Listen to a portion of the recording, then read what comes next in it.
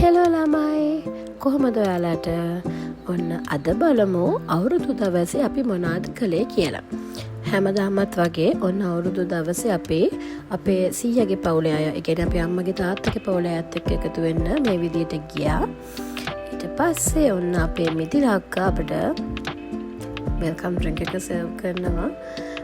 සාමාන්‍යයෙන් අපේ අම්මගේ පැත්තේ කට්ටිය හැමෝම අලුත් අවුරුදු දවසට මේ විදියට එකතු වෙනවා. මේ ඉන්නේ ඒ ෆැමිලි එකේ කට්ටිය. ඔන්න කට්ටිය එක්කෙනා දෙන්න මේ වෙනකොට ඒ ගෙදරට එන ගමන් තමයි ඉන්නේ. ඔන්න දැන් අපි බලමු අපි මොනවද මුලින්ම කරේ කියලා. ඔක්කොටම කලින් බලන්නකෝ අපේ සීයාගේ ඩාන්ස් එක පටන් ගන්නම කලින් එයා ඩාන්ස් කරන්න පටන් අරගෙන. ඔන්න මේ විදියට වැඩිහිටියන්ගේ මූලිකත්වයෙන් පොල් තෙල් පහන පත්තු කරලා මමත් පොල් තෙල් පහන පත්තු කරන්න සහභාගී වුණා.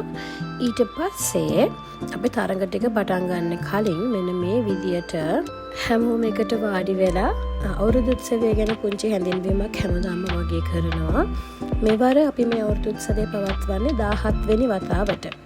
ඉතින් ඊළඟට වැදගත්ම දේ තමයි අපි ඔක්කොමලා මේ විදියට වාඩි වෙලා අපේ පවුලේ අපි ගොඩක් ආදරය කරන ඒ වගේම දැන් අපි අතර නැති අයව මතක් කරන එක.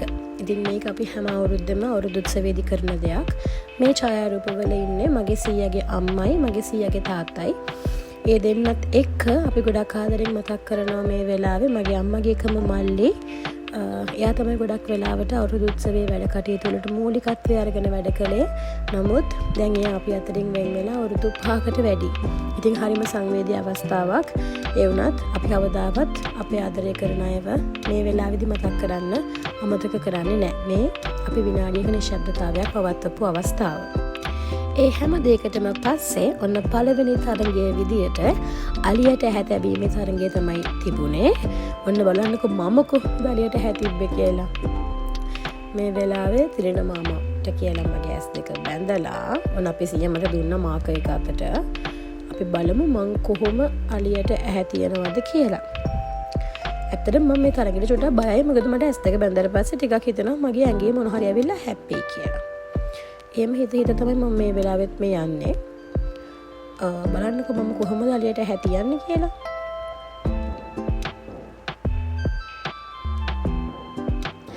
ඔන්න කනේ තමයි ඇහැ තිබ්බේ.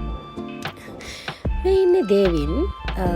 ඒ වගේම මගේ ෆේවරිට් ඩාන්සින් පාර්ට්නර්. එතකොට මේ ඉන්නේ අපේ හංසි, මාෂි, නැන්දා, ඒ මගේ මාමගේ පවුලේ කට්ටිය. එතකොට ඔන්න බලන්න අපේ හංසි මාෂි දෙන්න මේ විදිහට තමයි හැන්දමත් දෙහිගෙඩිය තබාගෙන යාමේ තරඟයට සහභාගී වුණේ. හංසි නම් මගදී වට ගත්තා. හැබැයි මාෂි නම් ගානට එන්ඩින් පොයින්ට් එකට ආවා. ඉතින් මේ වගේ හැන්දමල දෙහිගෙඩිය තබාගෙන යාමේ තරඟය කොටස් වශයෙන් පැවැත්වුවේ එක එක වයස් කාණ්ඩවල කට්ටියට. මේ ඉන්නේ අපේ නංගි. මැදම ඉන්නේ අපේ නංගි. බලන්නකෝ එයත් වට ගත්තා. ඊළඟට අපේ ශනුලි බබත් වට ගත්තා. හැබැයි මින්දි නම් ගේම් එක ලස්සනට එන් කරනවා. ඔන්න ඊළඟට මේ අපේ නැන්දා, නිසංසලා අක්කා, ඒ වගේම අනිත් කට්ටිය ඔන්න හැන්දමට දෙහිගෙඩිය තබාගෙන යනවා. ඒක නම් ඇත්තටම කවුද වින් කරේ කියලා හොයාගන්න මට අමාරුයි. මම හිතන්නේ නිසංසලා අක්කා තමයි වින් කරේ. ඉතින් බලන්නකෝ කට්ටිය එකතු නම් කොච්චර විනෝදයිද කියලා. ඔන්න ඊළඟ තරඟයේ විදියට තිබුණේ බෝතලයට වලල්ල දාන්න. ඔන්න තාරුයි මම තමයි මුලින්ම ගේම් එක ස්ටාර්ට් කරේ. තාරු මුලින්ම try කළා. බෝතල් දෙකටම try කළා. හැබැයි අපේ attempt එක success වුණේ නැහැ. ඊළඟට මම try කළා. ඔයගොල්ලන්ට ඉතින් අමුතුවෙන් කියන්න ඕනේ නැහැ නේ මගේ ටාගට් එක ගැන. දැක්කම තේරෙනවනේ කොහොමද මම පාටිසිපේට් කළේ කියලා. ඒ තරම් දක්ෂතාවයක් මට මේ වගේ දේවල් වලට තියෙනවා. ඊළඟ තරඟයේ විදියට ඔන්න කනා මුට්ටි බිඳීමේ තරඟය. එහෙමත් නැත්නම් වාසනා මුට්ටිය බිඳීමේ තරඟය තමයි තිබුණේ. අපිට අපි අවුරුදු උත්සවය කරපු තැන ඉඩ මැද නිසා මේක පාරෙන් එහා පැත්තේ තැනක තමයි ලෑස්ති කරලා තිබුණේ. මේ අපේ දිලීප් මාමා මේ තමයි පළවෙනිම තරඟකාරයා. අපි බලමු එයා වාසනා මුට්ටිය හොයාගන්නේවිද කියලා. බලන්නකො හරිම පළපුරුදු ක්‍රීඩකයෙක් වගේ කොහොමද ප්‍රහාරය එල්ල කරන්න කියලා හිතමින් යනවා. මට හිතෙන්නේ නම් ප්‍රහාරය හරියටම එල්ල කරයි වගේ. ඔන්න මේ විදිහට තමයි එයා වාසනා මුට්ටිය බින්දේ. ඊට පස්සේ ඔන්න අපේ උදාර මාමා try කරනවා. එයාත් ළඟටම ගිහිල්ලා විඳින්නේ නැතුව ආයත් ආවා. ඉතින් මේ තරඟ වලින් පස්සේ අපි පුංචි බ්‍රේක් එකක් ගත්තා. ඒ වෙලාවේ අපේ පවුලේ කිහිප දෙනෙක් ගීත ගායනා කරන්න අමතක කළේ නෑ. අන්න මේ මම මගේ ජාතික ගීතයක් ගායනා කරන ගම.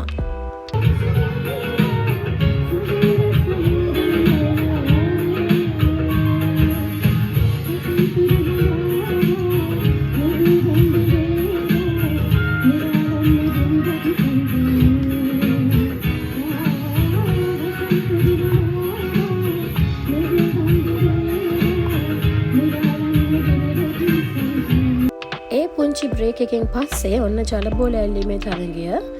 මේ තරගයත් කොටස් වශයෙන් තමයි අපි පැවැත්වුවේ එක එක වයස් වල අයට.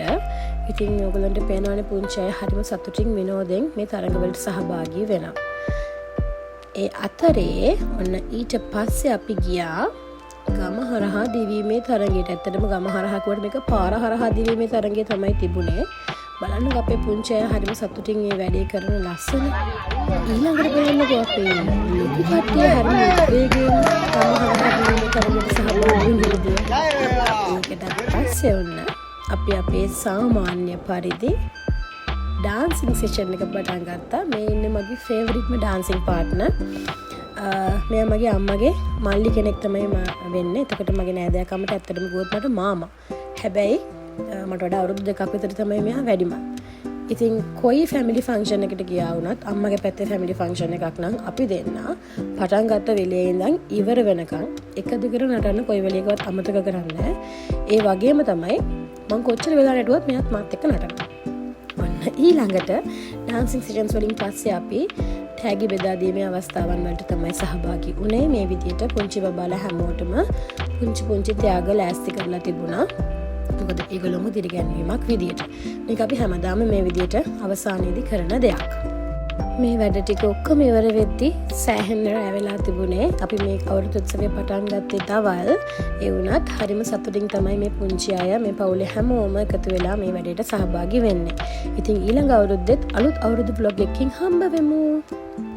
Thank you for watching. Bye.